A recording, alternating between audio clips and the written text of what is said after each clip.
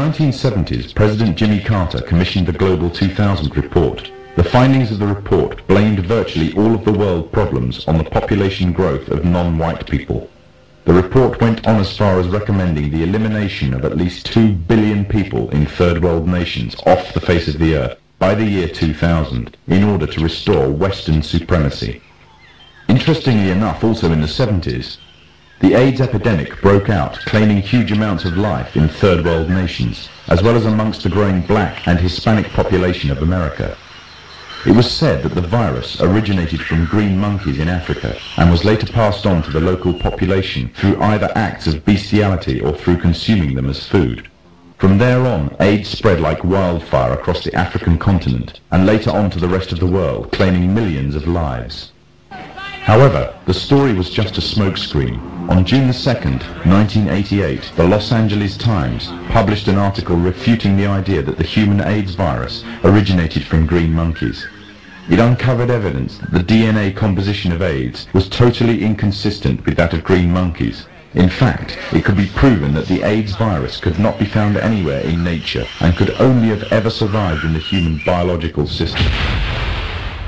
If the virus did not exist anywhere in nature, the question is raised as to where exactly the virus all of a sudden stemmed from.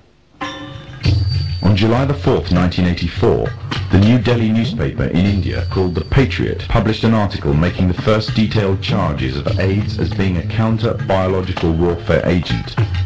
An anonymous American anthropologist was quoted claiming that AIDS was genetically engineered at the US Army's Biological Warfare Laboratory at Fort Detrick near Frederick, Maryland. Then on October 30th, 1985, the Soviet journal Literaturная Gazeta repeated the charges made by the Indian newspaper, making it an international controversy. All this, however, was easily passed off as a communist rhetoric by the Masonic West.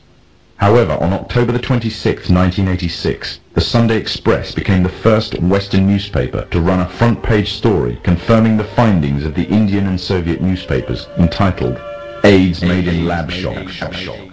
The outbreak of AIDS has been linked to vaccine programs around the world. The internationally respected London Times newspaper published an article at the front-page story on May 11, 1987 entitled Smallpox Vaccine Triggered AIDS. The article establishes a direct correlation between the smallpox vaccine administered by the World Health Organization to an estimated 50 to 70 million people in different Central African countries and the subsequent outbreaks of AIDS in those regions. The World Health Organization is the medical wing of the United Nations. The evidence suggests that AIDS is a genetically engineered virus spread through vaccination programs in third world countries, germ warfare against the innocent and the weak, aimed at eliminating an entire populace off the face of the earth.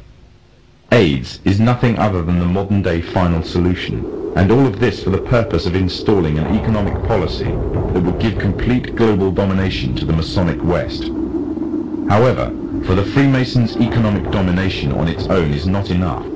In order to have Masonic governments at the head of global union, under complete Masonic control, an economic union may suffice, but to keep it there, they would need a military union, and that union would be none other than the UN.